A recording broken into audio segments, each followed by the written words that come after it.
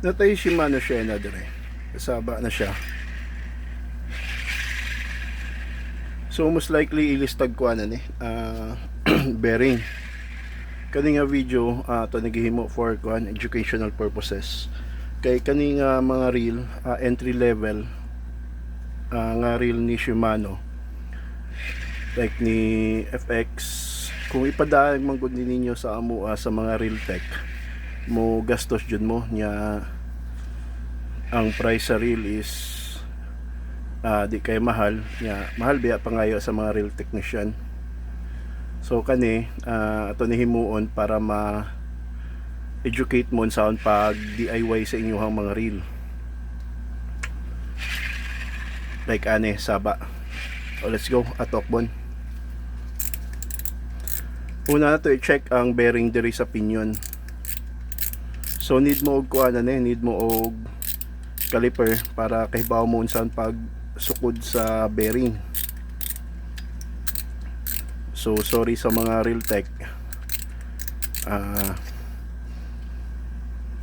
may di may go inyong negosyo.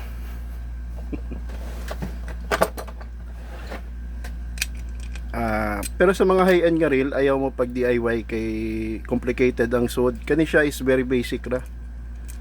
Basic lang ang soda ni Shena. Ilis lang taog kuan ani og bearing kung ingani usually ang iyahang mga dang kuan saba.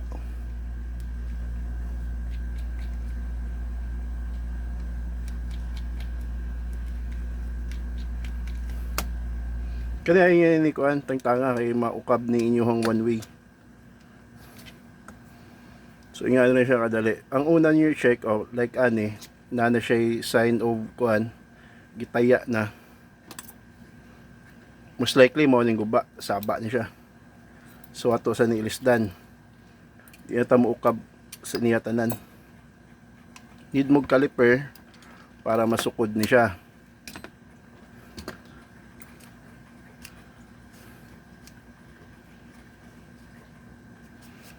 So itatag kuan ako diri na naman ko'y mga bearing diri nga available daan.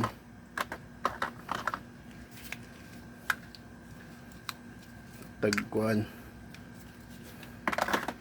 kani. So mas mayong naamoy grease na ka ready inyo kuanon da ng bearing, butangan da og grease para di siya dali tayon.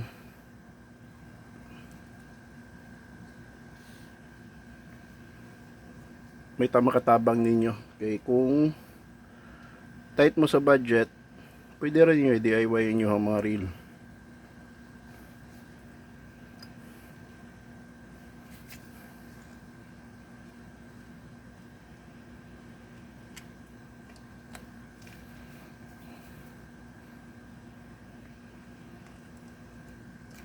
Sorry.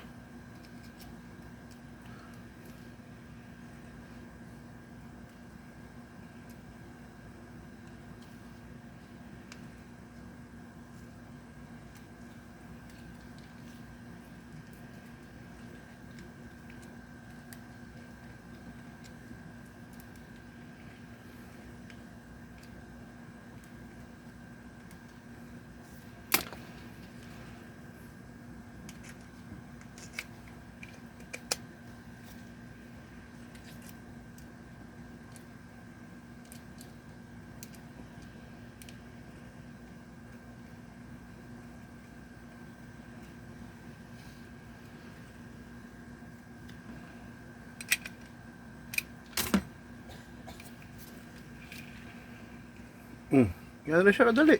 Wala saba. So ang nagproblema lang niya ang kuha niya ang bearing sa pinion. So nga na siya kadali. Kung tight mo sa budget like aning mga inganing entry level nga reel, pwede mo mag DIY or kung na may pangutana pwede rin mo PM na ko. Pangutana mo, willing ko mutabang anytime. Parehaan wala na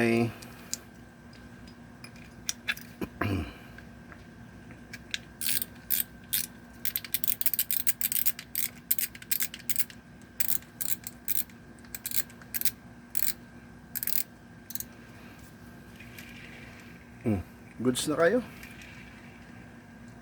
So, makatabang ninyo nga video. Tight lines.